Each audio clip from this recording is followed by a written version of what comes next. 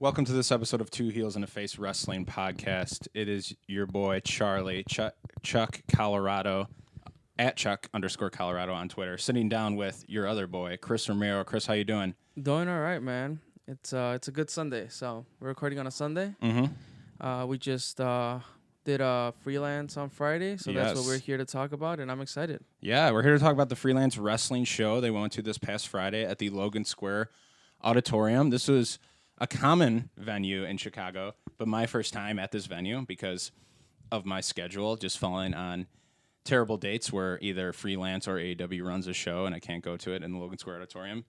So my first impression of the venue was the pictures that I saw online make it look bigger. It's not small, but for some reason when I see the pictures online, they make the place look huge. It wasn't that big, but it was fine. It reminded me a little bit of LaSalle, Illinois, because you got to walk upstairs, and then you get to this level where it's you walk up. You're basically wrestling on the second floor of a building, which is, and they have a balcony too, which is where the wrestlers hung out. So we haven't announced this on any of our podcasts before, so it might be new to some people, but the buffet bracket that we did on Twitter in March. Freelance Wrestling won it. We announced that. You knew that, yeah. Mm-hmm. You knew that Freelance Wrestling won it, but what we didn't announce is that we got Freelance a shiny new belt. Can you talk about the belt order? Because you were putting that through. Yeah, so we placed an order, a custom belt order through undisputedbelts.com. Mm-hmm. Free plug. You're welcome. Yeah. And I mean, the service was super responsive. Like, I reached out to them, told them what we were looking for. I mean, this is the first time, I'm ordering a belt, a custom belt at that. So they replied right away. I was going back and forth with them. We got them the design. Well, we designed the belt. Right. Which included the two heels and a face logo. Yes. It included the Freelance logo that we got from Freelance after we got it approved, because we obviously asked them first if it was okay for us to give them a trophy, an award. We initially first had asked them what did they want as a prize. Yes. So we reached out to Freelance. They won the buffet bracket. We wanted to get them a prize because I think we want to make this an annual thing, right? It got good reaction from the Freelance fans and just from wrestling fans overall, right? As we've talked amongst ourselves before, like the fact that the buffet bracket got a lot of it got me to look at other promotions that I would normally look at, right? And then seeing the fans that support those promotions, it was pretty cool to see, and it was even cooler to know that not because we're from Chicago, but a Chicago promotion won the tournament. It just happened to be a coincidence, right?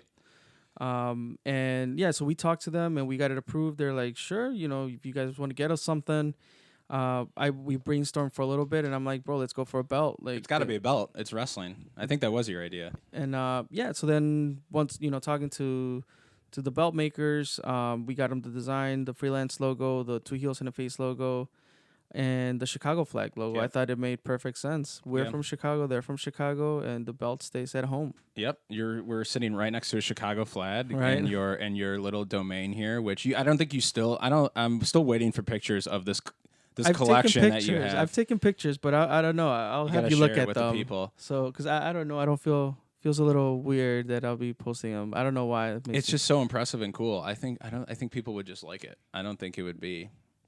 You wouldn't be showing it off. It wouldn't be in a braggadocious way. But yes, shout out to Nick. Actually, I was messaging. It's funny. I was Facebook messaging. That's how we were, and emailing a little bit. Yeah. With a man named Nick from Freelance Wrestling. Come to realize it's Matt Nix, the wrestler. Didn't know that until I came here. We walked in a little bit early with the belt. We showed up probably an hour before doors open, where all the wrestlers were just hanging out, and it to not look like suspicious because no one had seen us ever before. Right, but I mean, we definitely looked for Nick, but we had seen we knew just because we've gone to shows, we knew the announcers or we knew other people that were, part of management. At least I was able to recognize some faces, so we were able to get some direction and going in and like, hey, can we talk to Nick? Yeah, and it ended up being Matt Nix, and I was like, oh, you're the guy I've been Facebook messaging the whole time. And he's like, yeah. And I saw that in his bio, he says he's the creator of Freelance Wrestling. Yeah, So I didn't know he made. yeah, I the don't know promotion. much history behind Yeah. Freelance. I just know that I attend the shows, and but Mhm. it'll be interesting to talk to them a little more and just kind of learn their history. I mean, it's their 3rd anniversary. It's kind of cool. Yeah, so they're only Mhm. 3 years old, and this was like the perfect time to give them an award for all of the fans' love that they showed on Twitter and voting for them. And it coincided with their 3-year anniversary. And it's cool to be part. It's cool to be a part of a promotion that is so young. Mm-hmm. You know, because then we And could if you look were like to 10 ask, years from right, now. if you were to ask me, I mean, just because I've been to other indie shows, and they're older, as far as like they've been running for probably 10+ years or something like that, and seeing the amount of work that Freelance has done and the recognition that they've gotten over 3 years, it says a lot about them too. Yeah, I agree with that. Yeah. I was shocked when I heard that they were only 3 years old because of how well they're doing right now. Yeah. Like it's gotta be difficult to start it. There's an indie promotion. Like when we talked with Trent, it's cash flow is good when you're running an indie promotion, but the profit margin is slims, right? So Right.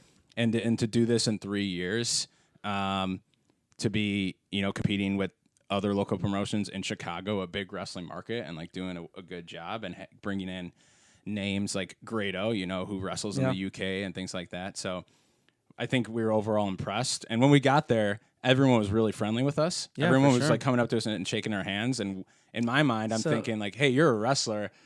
It's cool that you're coming because we were like sitting there, we were there early. So from some DVDs that I'll have, or podcast, like the wrestler podcast that I listen to, it's a lot. They talk a lot about that, about how it's a lot of handshaking in the locker room and meeting people formally or whatever. And when we were there, first of all, we didn't know where to even be at, and once we got there early, like we were just looking hanging for out. Nick, we were hanging out. But whatever wrestler that would come by us, or not even wrestler, production crew, whoever it was all about like, hey, my name is so and so, nice to meet you, and Yeah, a lot of really nice people. Max, the sound guy, was really nice to us. right, Kirby, the ring announcer, was really nice to us. I think we talked with him the longest. yeah. He had to take off his jacket. He was getting like upper shoulder sweat stains just because he gets He was telling some stories, his where, energy. where he was getting hyped up and stuff. So that was cool. Yeah, And he just talked about how he's done ring announcing for tons of other promotions and things like that, and now came to Freelance. So, and really, really enjoyed the uniqueness of Freelance because they're different in their own way, which is great. And you have to have your own identity. Like, there's got to be something about you that sticks out. But everyone was really nice, really cool. And then comes I start getting that butterfly feeling. This is my first time ever in a ring. I think besides, I want to say when I was growing up, I had a friend in grade school. His name is John Bullock. And I want to say we went to like a boxing facility or something for his birthday. okay, And it was a boxing ring though. right. So different. But this is my first Did time you run the ever ropes? being. I want to say I did. No, I'm going to say I didn't run the ropes because that's still my goal to do that. So actually, that was my opportunity. I should have ran the ropes a little bit in the ring. But so once we got there on Friday, like I was telling Charlie, it's like, dude, like I've never been inside a ring. I don't even know how to get inside of a ring, right? Because normally there's some promotions or WWE, they have the steps. So there was no steps. Right. And I don't think, at least from my recollection, AEW doesn't have steps. Blitz doesn't have steps. Yeah, that's true. So it might be just, something that's in the back of your head because WWE gets to you like that. Maybe I just never like pay attention how people get in the ring. Yeah, until we had to do it. The technique. And with it's it, like, yeah. well, what do you do? In my mind, I'm like, okay, so you kind of take a quick few steps and then you put your knee on the apron and then pull yourself up. But I'm like, what if that fails? What if my knee doesn't get above the ring? Right. And, And we're in jeans too. Yeah. I mean, I was wearing jeans. I think you were as well. yeah. So your what is it? Your flexibility and like your ability to stretch and put your knee up and like those jeans snag. I don't know how people wrestle in them, like Dean Ambrose, but Right. And, so that was my biggest anxiety, like throughout the whole time is like how the fuck, like I don't want to, not make it into the ring, or yeah. We were talking to Kirby about that, and he was like pointing out. He's like, "You see that? Oh, excuse me." He's like, "You see that little black pole underneath the apron? There was like a black pole under, like kind of sticking like a out. triangular shape that goes into holds up, like that goes towards the apron and the Yeah, it's like ring support. yeah.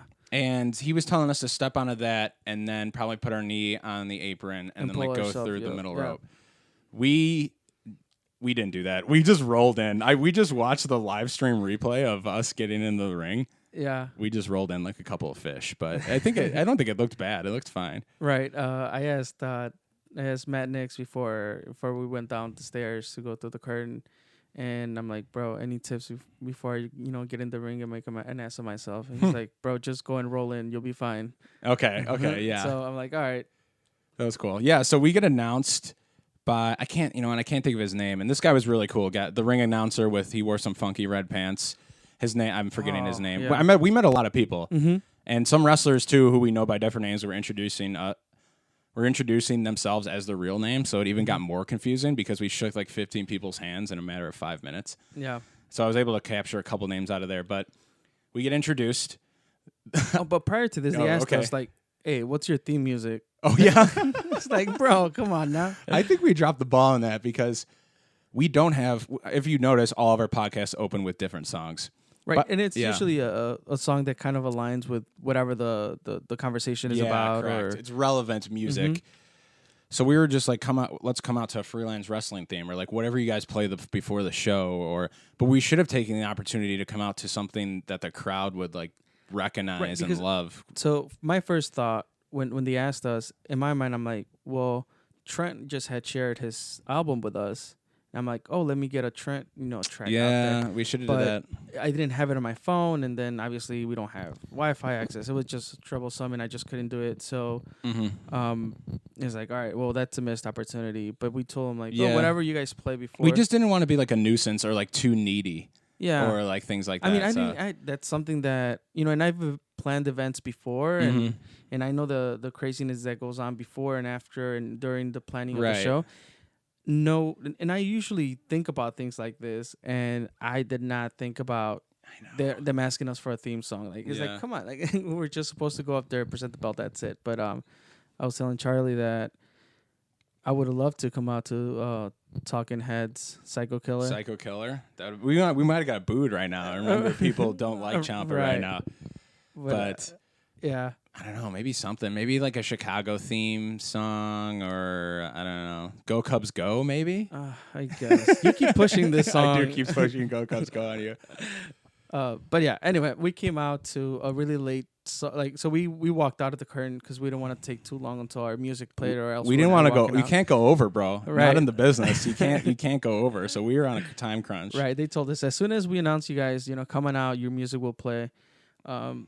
And it's like, whatever, like they announced us, and yeah, I think even the guys in the ring is like, and the music is playing now. Yeah. So it was late. The music was a little late, but it was fine. But it was fine. Yeah. I mean, then, we did our ring entrance and rolled in there. And I just rewatched it back. I don't remember what I said because I was so nervous, so I kind of blacked out what I said. Mm-hmm. But it only was a couple minutes, right? Not even. So I think we were on time. And you told me, a couple of people told me I did okay. You told me you did well, or I did well enough. That was my first time ever doing that. Yeah. So it was nerve-wracking, but I felt like I didn't ramble, and I gave everyone kind of the big picture of what happened and why we do this and what the gimmick behind our podcast. And so consistently... And if I may say, there were some, where's Hector questions. There were some. Someone was that Hank who said that? No, I don't know. Okay. I remember two people asking like, "Where's Hector? Get Hector on." Yeah. So Hector's like our third amigo. Yeah. That's funny. There was a couple. Where's Hector? That wasn't really heckling. I wouldn't say it was heckling, but I kind of like stopped for a second and let people get those out, which is cool. Like I'm glad they said that. Yeah, it's good. They know, they listen to us, and they know we usually go to wrestling shows with Hector. So yeah. Hector will be on in the next one, hopefully. I hope so. And then I think there was a couple other people shouting random. There was like a guy who shouted our name, which was cool, and I like pointed him out. Chris's phone is going off. Very professional, Christopher. Or Christian, excuse me. Your real name's not Christopher. Okay. Okay. But But yeah, so there was a couple of people shouting things, but I think for the most part, everyone was listening. I think everyone was just kind of like, "What are these guys? Like, who are these guys?" So I tried to like give a background about like why are these two random dudes in the ring. And then once we announced that Freelance won, then like the crowd loved it. They saw the belt. There was a Freelance Wrestling chant because it was for the promotion.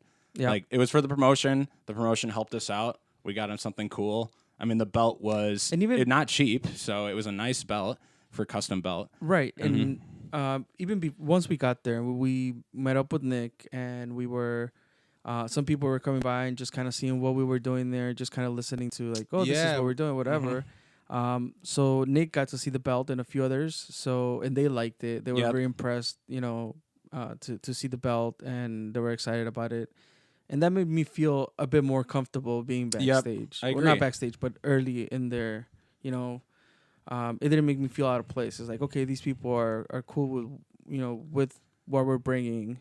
Everyone was very receptive. Like I felt like I would have had that one person come up and be like, "Who are you guys? Why are you here?" Like, hey, go downstairs. Like, get in line. Exactly. And then we went upstairs where the wrestlers were changing because that was you had to go upstairs to come out the curtain. Yeah. It was like you go up and then you go down, and then you come out on the other side and there's a curtain there. And even when we were up there, like wrestlers are getting ready, kind of going through like their spots in their head, and no one really questioned like, "What are you guys doing up here?" So that was like really cool, I thought, because there's always that opportunity for someone just to bring that up. Yep. Like the "Who do you know here?" kind of thing. But they didn't, and that was cool. I got into a conversation with a guy about Pokemon, and it was like a 20-minute conversation. The camera guy, right? Yeah, it was one of the camera guys. I can't think of his name. I'm not sure, but he was cool as well. Like, so everyone was cool. There wasn't like one person who wasn't. Yeah. But yeah, presented the belt and then got right into it. So we're gonna go down the card and just talk about all the matches. This is not a buffet line show, but more of just we're gonna cover the Freelance Wrestling show. A recap of this show. Yeah, which was a really, really good show. It really was. Let me just say, do you have any things you want to open up with, or? No. What are your comments? And so let me just say that, okay, being an anniversary show, you would think that everyone would want to step up their game and take it to that next level. Let me just say, if I were to compare this show to Berwyn Eagles Club's show that we saw, I can't think of the name of it, but this show blew that other show out of the water, in my opinion. The one with the 30-man battle or 20-man battle royal. Okay. This show at Logan blew it out of the water. I think everyone stepped up their game, and like everyone took it up a level and stepped it up their A game. And maybe it was just because it was the anniversary show, or there were people on the card who kind of got singles matches that usually don't. That now, like, this is your opportunity to shine. So, but I thought everyone brought their A game, and like top to bottom, there wasn't one match I was disappointed in. And so it was they turned it up a notch for sure. Yeah, and I guess, dude, let me point out the fact that they had the show at the Berwyn Eagles Club, and then they had Braider Brow. Oh yeah, they had a show between that, right at the Braider Brow Brewery, which we didn't get to go. And then now this anniversary, so 3 shows pretty close to each other. Yeah, actually, no, they did. They did the Berwyn Eagles Club, and then they did a show the next night with Revolution Pro. They did a joint show. They did a joint show. They did the Bader Brow, and then they did this one. So yeah, close range of each other. But yeah, so let's jump right into the card. Cool. So 6-man scramble. That's how they start off. Yep. I have a lot of people down. I might be missing one person. I have Robert Anthony. Right? Is that his name? Or I don't know how to say his name, but the ego guy. Oh, okay. His name's Robert Anthony. Right? You should know. This is your guy, right? I know him as Ego. Okay, Ego. I don't like calling him Ego because I like calling all Ego Ethan Page Ego. Okay. So Egotistico, I think that's what he used to go by when he had the mask on. Okay. Yeah, so he was the first one out the curtain, right? Yeah, I think so. Eric Cannon was there. There was some funny things about Eric Cannon. He just sat in the ring during this match and drank a beer for like most of it, which was funny. Brubaker, Kobe Durst, LSG, Leon St. Giovanni, who was very impressive. Yeah. And then I think it was one other person. Oh, it was, I know what he looks like. Sorry, some of these wrestlers are a little bit newer to me. So I apologize if I forget anyone's name because I already have. And then there was one other guy in it. But were you going to say any thoughts about? You had mentioned, what's his name? Giovanni? Yeah. Yeah, like he stood out to me. Oh, yeah, he did. Like I hadn't seen him before. He stood out. who else? I think this is the guy that you're thinking to. Oh, Brubaker, that's his name. Brubaker, I said him. Yeah. Mm-hmm. Okay. That's not the guy I'm missing. Okay. Well, Brubaker to me, he's been putting in a lot of work. Like I've seen him in freelance. I've seen him just advertising other cards. Yep. We got to see him in LaSalle. Yeah, I think he does some Iowa stuff here and there. Right, Yeah. and then he was probably last week. I think he was down the street at the Crash Tested event here in Midlothian. Okay. And I think he's still their champion. Okay. So just props to him for putting in the travels Yeah. and all these matches everywhere. The hours, yep. Mm-hmm. What stuck out to me during this match was LSG, like you said, Giovanni. Uh-huh. He had kind of like a twisting, I don't know, what do you want to call it? Like a twisting, almost moonsault kind of thing off the top rope that looked really good. And you wouldn't think, like, just looking at him, he can do that, but he pulled it off. And then Eric Cannon sitting in the ring and spitting beer, a PBR into someone's face. A crowd favorite, by the way, Eric Cannon as well. Yeah. But I believe that Robert Anthony won this match, or egotistical, or whatever you want to call him. He looks like a samurai. I don't know if I understand. Maybe I just don't know the history behind him, but I don't know if like I understand his name and like he has like a samurai helmet. Maybe I just don't get it. Maybe I just haven't seen enough of it. He came out with a helmet. Yeah, right. Like His whole kind of gimmick confuses me and like the way that people call him and call him by different names. But that's just I don't know if anyone can educate us on that. Yeah, it would be please interesting do so. to see his guys kind of his understand his history, so then maybe the character makes sense. Right. I'm 100% behind that. I would like to learn more, just because I've seen him other times with the mask. Okay. And I actually, I could be wrong. I'm gonna just put it out there. I think somebody was giving me some history on him, and they told me that he was the first AEW champion. So I saw one of the DVDs sitting on the merch table, and I'm pretty sure he was in a title match at least, or had the belt. Mm-hmm. So I know that because I saw a DVD cover. And I think, and I want to say that it was Jim, our friend Jim. He's the one that I think told me was, because he was telling me the history behind some promotions and stuff, and he mentioned he came up, and he's the one who told me, is like, I think he's the first AEW champion. I think Ace Martino knows him, doesn't he? I don't know. I think they might have brought him up a few times. But it seems like he's a veteran. Like he's got a little bit more. And he actually got he was in a match versus the Velveteen Dream at NXT. Yeah, I heard about that. He was in the.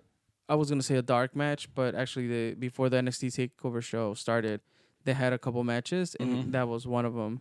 So, and we had just seen him the night before at Freelance at Berwyn. And he's got the size, right? Big guy. Mm-hmm. So that makes sense that like WWE would use him because he's a bigger guy in the ring, and probably made the Patrick Clark victory look a little bit better because he's beating like a bigger guy. I guess I just can't get behind that motherfucker. Give it some time. Sorry. Bro. Yeah, Give it some time. That was rough. I felt bad about that. Yeah, I apologize.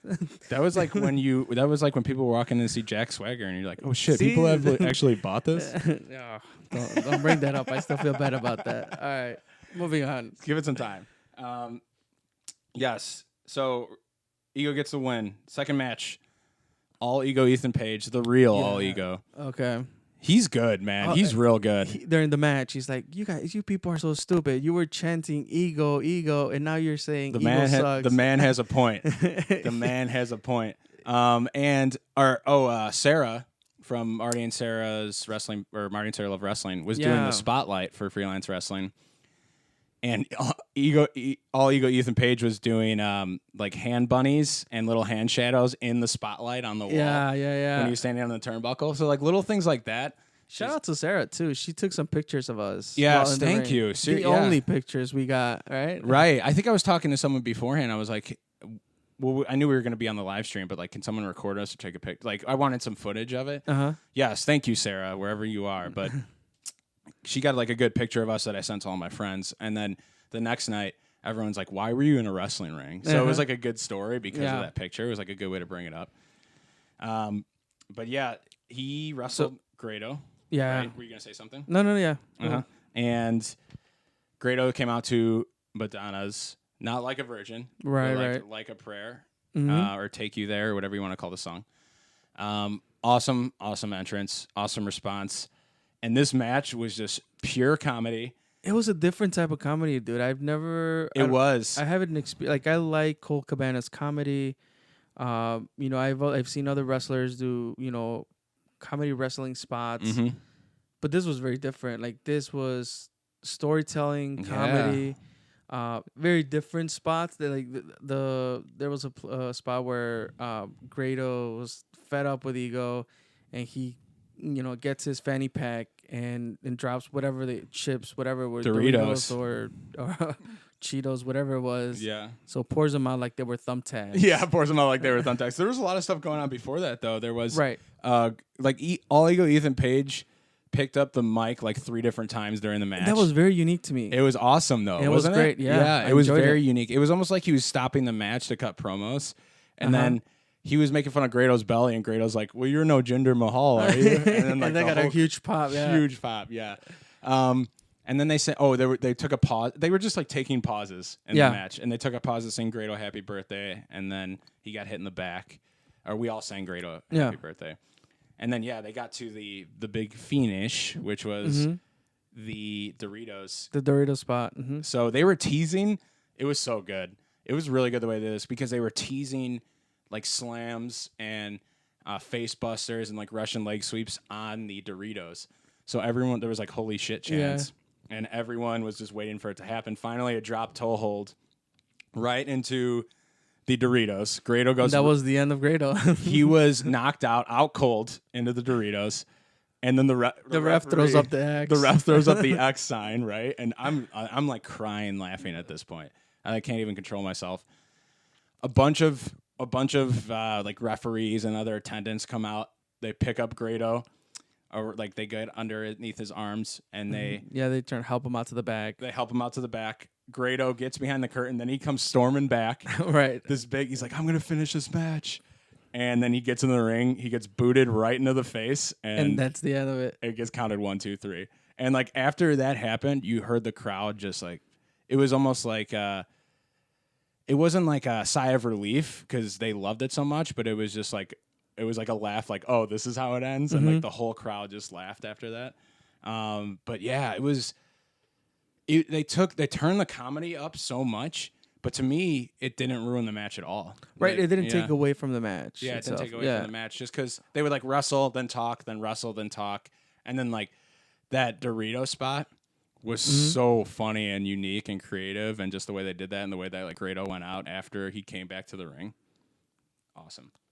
Yeah, and when I think one of the spots where he picks up where Ego picks up the mic from wherever the mic was by the turnbuckle or whatever, and it was because Grado wasn't following the typical I'll throw you into the ropes. Yes. Jump over. I'm gonna hop over. Yeah, like the bumping feet or whatever it's called. The protocol. And then he's like, "Haven't you seen a match? Like you're supposed to go over, and I'm supposed to hop over you." And, it was great. I thoroughly enjoyed this match. They were like making fun of themselves constantly, which was good. So I mean, this was like that plays into the card of like how different each match was. Yeah, like the 6 Grand Scramble. It's just a lot of fast-paced action. Then you had comedy, really good comedy. And then you got into a kind of a farewell match. So Matt the Money, versus Darren Corbin, not Baron Corbin. Let me tell you that Matt Cage made Darren Corbin, not to take away from Darren Corbin, because I haven't seen enough of his work to, and we don't pass judgment here, but to really say my opinion. But Matt Cage made Darren Corbin look really good, I think. Like, Matt Cage has just been, I guess from what I've kind of seen, just been like helping because he's on his way out, right? That was his last freelance show, but not his last show ever. I think, he has 2 more to go or 3 more to go. Yeah, but he's been helping, like he helped Stevie Fierce. He's been helping Darren Corbin and just making, like giving these guys real, not that they couldn't have them themselves or with other people, but giving these guys really good matches. You always need an opponent that's going to make you look good. You know? It takes 2 to tango, and Matt Cage has just been out there selling his ass off and like taking a bunch of bums, taking finishers, and I still don't know, and I don't know if you've heard or know, like, why is he retiring? I don't know. I would love to. Well, I would only love to know if he is vocal about it. If he doesn't want people to know, that's fine. But if he's okay with people knowing, I would love to know because he can still go. Yeah, he looks great. His charisma's great. Like, and so near the end, like once the match finished, he did give thanks and and was super thankful to Freelance for kind of welcoming him into the roster. And he did kind of he did throw some shade at other promotions maybe that didn't give him the spot that he was looking for. Yep. But I think overall, like, that's why I want to kind of know if he wants to talk about it, if he has let people know why he's exiting the business. Like, I want to know why. That would be really cool to know if he wants to share it, maybe, I don't know. Like, we don't, like, maybe it's pursuing other dreams, or maybe it's some people leave things because they have to take care of family members or whatever. So when I first saw him wrestle, I think it could have been a Blitz show or something. And, and he caught my attention, and then I saw him like tweeting some stuff at some point, and I read some of his posts, and he was proud to say that he's I think he had gotten some bad rap or something for announcing that he was gay, and like that was the first time I've read about somebody being open like that that's in the wrestling business. Oh. Okay. And it really caught my attention, and it really made me respect him a bit more. Yeah, tons of respect. Yeah. That has you really got to face your fears that come out with that. You know what Darren Young is yeah. Gay. So really Darren Young, I think Pat Patterson, correct? Pat Patterson. Right. Patterson, and then so exactly. Props, respect, to face your fears and do that. That's not easy to do. It's not easy to do, and it made me respect him, but not. It didn't make me, see him as the wrestler who is gay. No. Like his work is great, and that's why I'm like, I don't know why he's retiring. So yeah, I don't know if he's listening or if anyone's listening, and you guys know, and he's comfortable. He's comfortable talking about it. I'd love to hear about it. Just because if it's something that we could do to support him or anything, like whatever his next venture is, good luck. Yes, and thank you. We haven't seen we haven't been to a ton of Freelance shows in the past couple of years, but the ones that we have been to, he's always been a high spot on the card, I would say, like someone we look forward to seeing. So he goes on his back.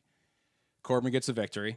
That was a very intense match, and then you had the farewell at the end, and we were all throwing in cash like we do for luchadors. Yeah. And he said that he can officially say this is where the money is because he was holding like dollar bills, so that was cool.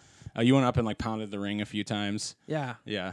And after that was Team Beta versus Rob Castro, and I think his name's Rob Castro, and Rob Matter, the Death Machine. Oh, Chris Castro, I think. Chris Castro, excuse me, and Rob Matter, the Death Machine. Right. Yes, names are wrong. I apologize. But hey, man, Freelance Wrestling.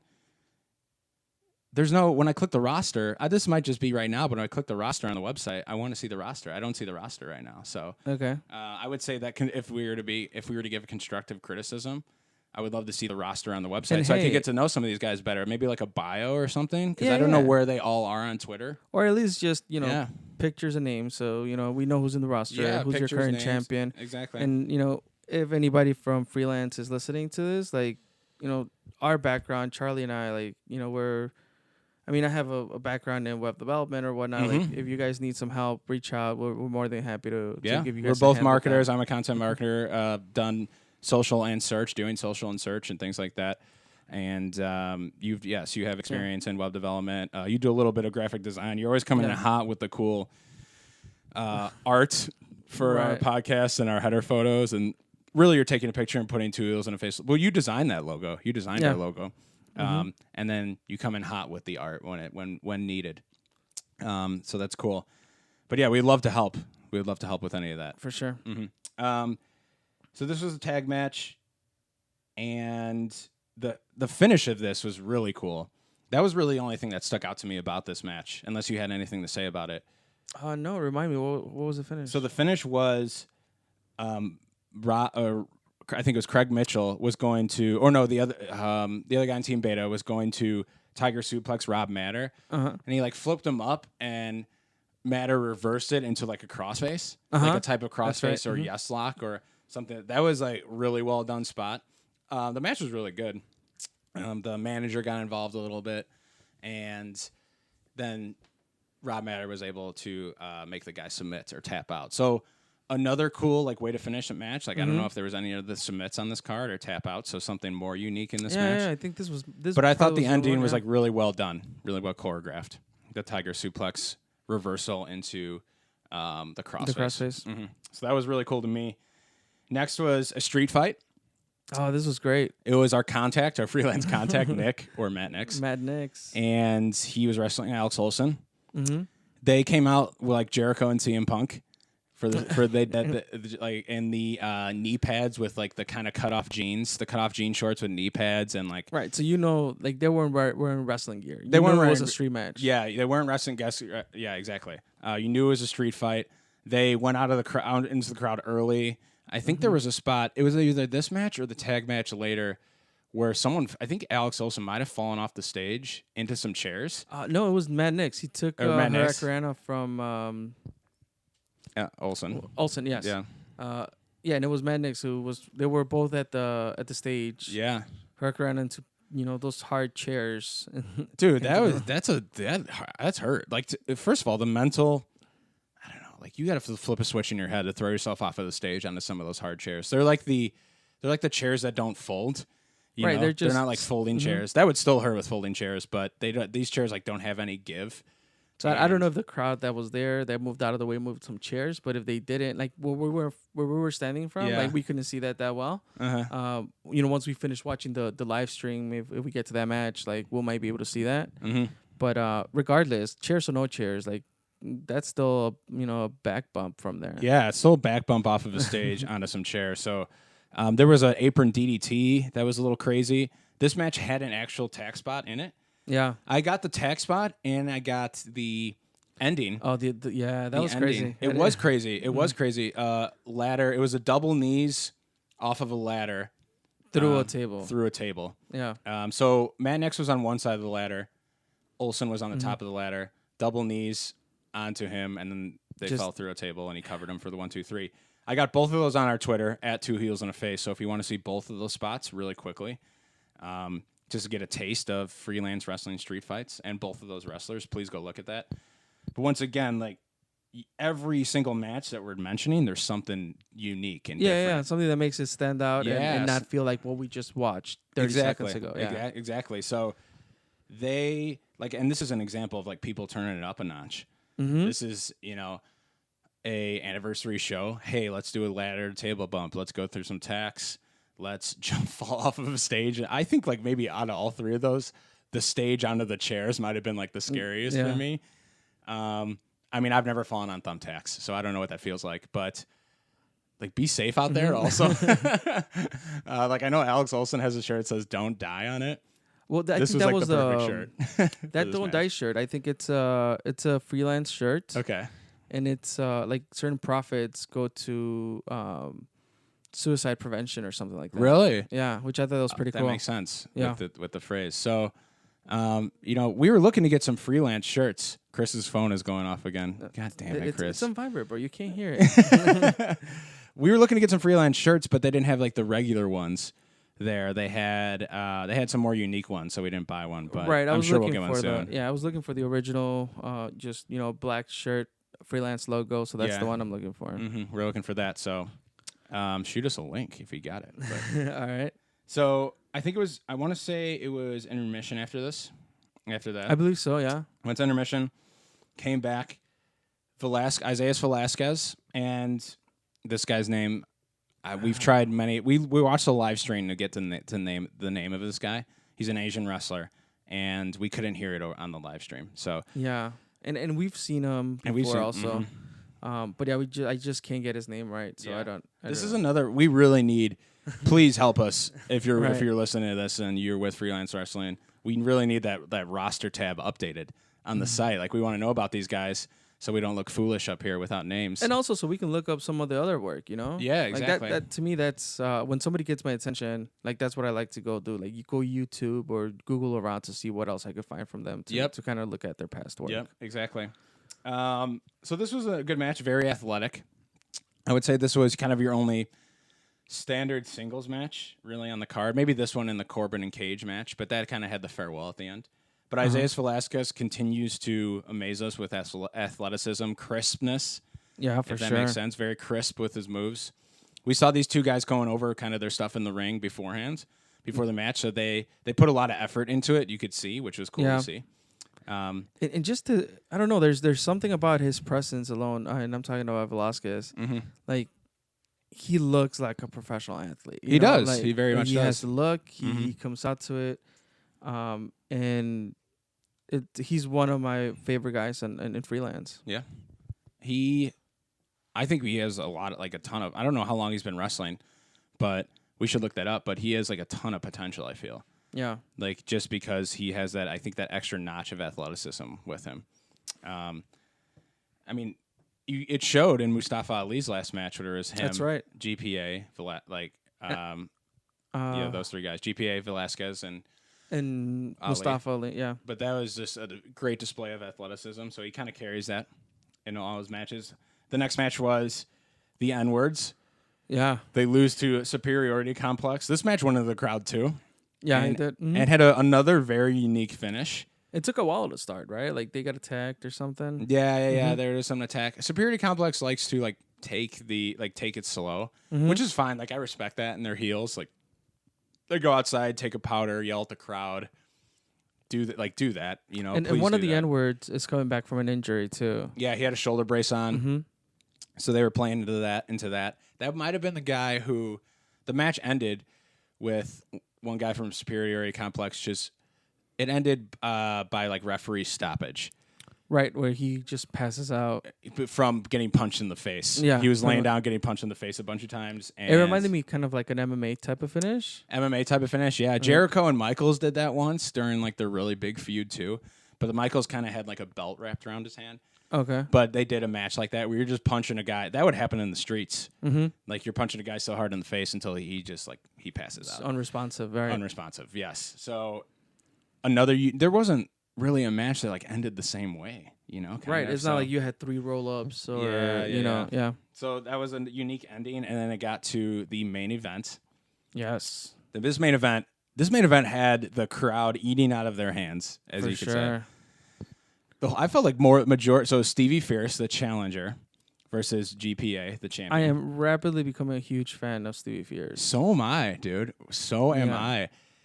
He's got that charisma down, and the way he knows what to do with the crowd every single time, either dance or he yells the finish. Yeah. Or he looks into the mirror, he knows how to play to the crowd. You know what I've noticed? That Freelance doesn't have a mid-card title. Did you notice that? Oh, there's no... Yeah. Yeah. I feel like they could benefit from it because they have... I feel like, I don't know, maybe I don't feel like they have a ton of guys. Because in this card, we didn't have the typical, Sugar D who was in there. Oh, yeah, Sugar D wasn't there. Sugar D could hold that mid-card belt. For sure. Yeah. Well, or the he big belt. Right. Space Monkey wasn't there. So, and I'm sure I'm missing a couple of guys, but yeah, you're right. They have the talent to have a mid-card belt. And this is something that we talk here a lot. We're really into storylines. Yep. And I think the reason we bring up storylines a lot, it's because what we see in the ring, what we see, the wrestlers perform, the match that they give us, they're great. And we haven't, there's some, not so good matches, but they're more really good matches than bad ones. And we get caught up into the in-ring storytelling that they're doing. Correct. That we would like a longer story overlay to really drive us into the next month's event or something like that. That was very well said. I think Freelance I think their next cards kind of make sense to me. It's not, although we love when AEW brings in a cool talent and then another one, but this is like we talked about with Trent, you're bringing in Shane Strickland to wrestle freaking ACH, right? Right. Incredibly talented athletes. But why are these two guys wrestling? I think the wording that Trent used was the showcase matches. Okay. Right? So they're showcase matches, and you don't know when you're going to get that talent back. So it's kind of hard to put a storyline on it. I'm sure that makes sense. Okay, it's hard to do it. But in Freelance, a lot of the guys that they have are, I think, maybe I'm going to just go ahead and say maybe 90% of their roster is the same roster month after month. Yeah, that's true. So they're able to do that. Off of perception, of the way we see it. And, I could be wrong, but... No, that's a good point. That's a really good point that I'm not considering, is that they might have just more... guys are consistently more on shows. Yeah.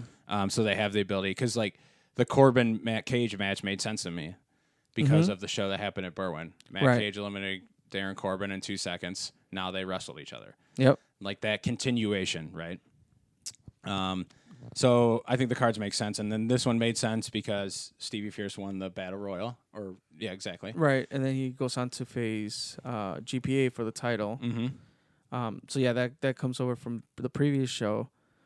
And GPA. So like, for a minute during that match, I'm like, is this where like we see what do they call those, a double turn, right? Because GPA was a fan favorite. He was coming in as a babyface. Yep.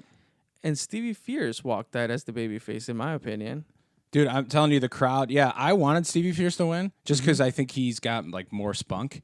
Then no offense to GPA. GPA is great in the ring, but I feel like Stevie Fierce just connects with me a little bit more. Okay. And he's got a little bit more. I guess he plays with the crowd more, you know. And I like kind of appreciated that. Now that I just said that, I would have liked to see like GPA, you know, maybe use a weapon or like kind of do some heelish things so then we can get that full double turn and then have Stevie Fierce. That's a great point. Doing his thing, you know, with the official babyface turn. Yeah. You know? Well, Stevie Fierce picked up the mirror and was going to use it. Do you remember that? And didn't. And didn't use it. Still ended up picking. So Stevie Fierce is your new freelance champion. Picked up the victory. But yeah, after that match, there was like a GPA section, and I think like when Fierce got the pin, that like fan section, it was like 3 or 4 guys, or maybe 5 guys. Oh, up on stage, right? Near the stage. They were on the floor. Oh, there was those guys up on stage. I have an opinion on those guys. Okay, same here. But there was guys standing at the stage on the floor who were very heavy GPA. Yeah. And I think they just kind of like walked, like when GPA lost, they like it seemed like they like kind of got pissed, which is like fine. Okay. You're a passionate wrestling fan, I get it. But they just like kind of walked out before everyone else did, and we were all kind of sticking around because like celebrating with Stevie his victory. Right. So I think the crowd was majority Stevie Fierce on his side after he won the title. Okay, that's cool. That's my opinion. I didn't notice that, but yeah, that's good. Yeah. So those guys on the stage, what did you think about them? It did make me remember once we talked about how like some fans want to take over the match. Okay. Like these guys they were chanting some stuff at GPA and like they were making their own chants. Yeah, they were making their own chants and they wanted people to follow along. But they were just, I don't know, I like to chant along and whatever the chant is, or whatever we're rooting for. But it felt like they were I just feel like, dude, just shut up. Yeah, that's how I felt. So I didn't let them ruin the match for me, and I don't think you did either. But to me, it felt like these were bros who aren't wrestling fans and just like bought tickets to come here and get drunk and just be obnoxious. Okay, that's what it felt like to me. Yeah, I don't know that for sure. I don't know either. I don't want to like complain about it too much because that's not the theme. That's like the style of our podcast. But I wanted to mention them for sure. Yeah, because they seem like to me almost like guys who would come here to like kind of make fun of it and get drunk. And like it was like a kick to like, oh yeah, we're gonna go and chant like a real wrestling fan, but really they would like make fun of a wrestling fan. That was just the perception that was the perception I got from them, and that might not be true. But yeah, they were, and there was like 5 or 6 of them. They all looked hammered, and they were like doing like 3.0 chants or like 2. Like their own chants that they were making. The extra credit, like right. They just didn't seem like, I don't know, because wrestling fans like to chant, but then you're not going to be obnoxious about it. You'll like chant with everybody else, but it was fine. I didn't let them ruin Stevie Fierce's night. So for sure, it was cool. He was taking pictures with everybody after, like showing off that belt. I don't know. You're right. Like I don't know why. I'm not sure why I like him so much, but yeah, I'm like on the Stevie Fierce train. For sure. Let's see where it goes. But so that was the end of the match. Do you have end of the show? Do you have any roundabout kind of wrap ups for us for that? Well, no, not really. But all I could say is that I had a really good time. Freelance crew and the wrestlers that we got to meet beforehand, like everybody was super nice. So I'm super appreciative for that. Yes, for the opportunity. Correct.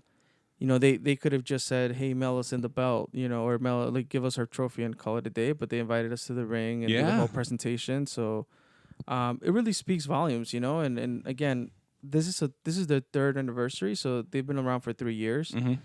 And to me, and what I know and what I've experienced from independent wrestling, they've come a long way real quick. Yes. Yeah. So props to their progress in 3 years. Yeah, for sure. I think is what you're trying to say, and that's what you said. So we're gonna go home. You are home. We're gonna take it home, as I say in the business. But just so you guys know out there, fantasy wrestling started up again. That's right. We started this is what, the third? Fourth season. Fourth season. So in the past, we had with our friend Jim, who some of you know, he's been on the podcast before, with Ace Martino, who's been on the podcast before, with Matt Reed, who's been on the podcast before, with yourself, myself, a couple other people, our friend Thomas. It's usually a group of 8 people, right? Yeah, a group of 8 people. We've done fantasy wrestling. So the first year, our friend Thomas won, and we have an IC Intercontinental belt. That's the prize, white strap and all. Thomas won the first year. Ace Martino won the second year. Your boy, Chuck Colorado, Chuck the champ. Current champion. Current champ. I am the current champ. I have not gotten my belt yet, but I did win the third season. I want to give a special shout out to Chris Jericho, Austin Aries, Kofi Kingston, Tony Nese, Bailey, Nia Jax, Roman Reigns. Get out of here. You remember your whole roster? Bro, I looked at my roster every day trying to make that roster better. And there was like a couple people that floated in and out. Oh, I had one of the Usos. Right. Who won I was just winning belts left and right. Really picking up Austin Aries. And that really was helped. even with me not releasing Bray Wyatt. You wanted Bray Wyatt. Yeah. For your roster, and you were like, "Oh, I'll give you Cesaro," or I don't remember who you were trying to offer. You should have traded me, bro, because he did dog shit after he got the belt. Yeah. Like fantasy wise. So it's a different scoring system.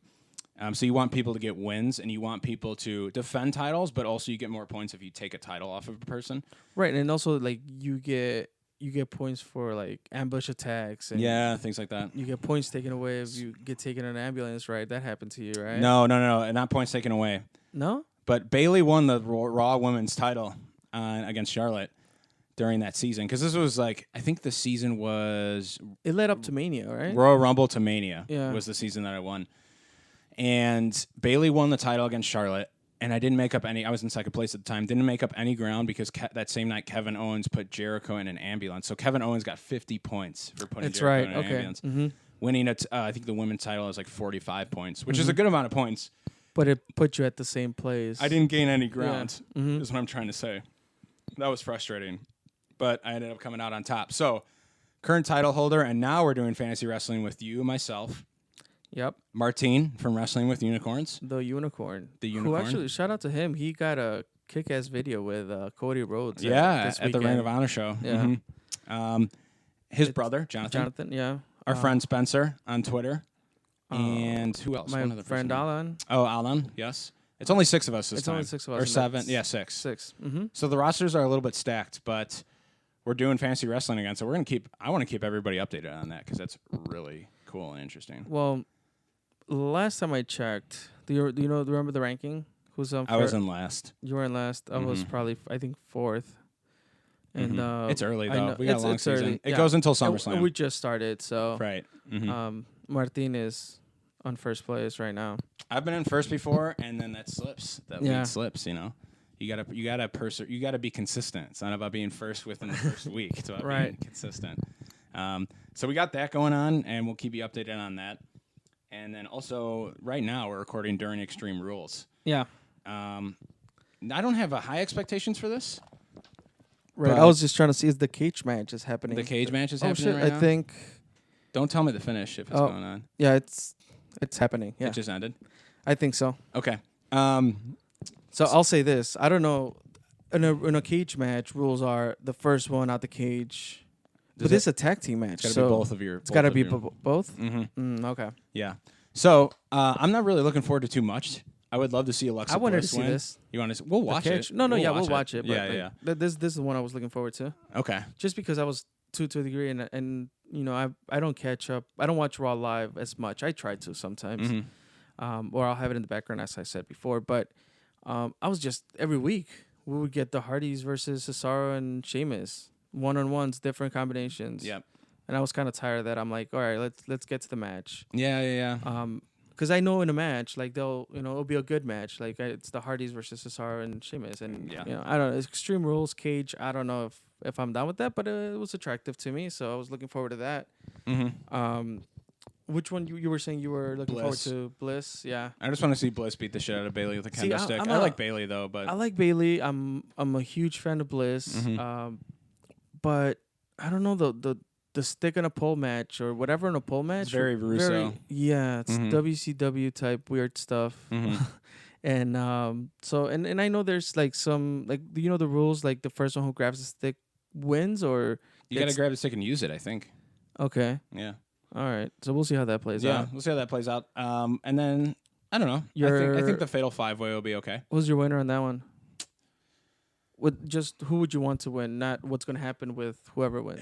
I would want to like you said. I think Joe is the most interesting prospect. Like Mhm. not to steal. This is your idea. No, not to steal your thunder. I would be cool to see Brock and Balor, but I don't know how they would do that without like making Balor look kind of dumb. Right, because Um, we all kind of know that whoever faces Brock loses. Yeah, Right. exactly. Until SummerSlam? That's the rumor. But I think Joe would make it like you can make it look competitive. Yeah. They can't do Roman again, and Bray's not gonna win. So Rollins, Balor, Joe. I don't take your pick there. It would be cool to see Joe, just because I feel like Joe could give Brock a convincingly competitive match, in my opinion. Yeah. I'm down with Joe. Yeah. And that's all I got. That's what all I'm I looking got. for. Quick plugs. You want to take us through quick plugs right here? As far as following us, you can reach us at 2 Heels and a Face on Twitter. All we're asking for is conversation. That's all we ask for every time. Tell us what you thought about the Freelance show if you went to it. And if you didn't go to it, you can check out the live stream. Yes. At freelancewrestling.com. Freelancewrestling.com. Right? It's there. It's on the first tab. It's on the first tab. Go for it. You can see us in the ring. Watch us make a fool of ourselves rolling into the ring. Watch us roll into the ring. And yeah, let us know what you think about the show. Mm-hmm. Next upcoming show, where are we going to be at? We're going to be at Bourbon Street, AAW, June 17th. Killers Among Us. I'm bringing a fan from my hometown, a wrestling fan from my hometown who this will be his first indie show. So it's going to be he's a newbie. He's a newbie to the indie scene, which we once were every time. So it'll be really interesting to see like his opinions. And Elgin versus Sammy is going to tear the mother effing house down. So really excited to see that match. Yeah, it's going to be exciting.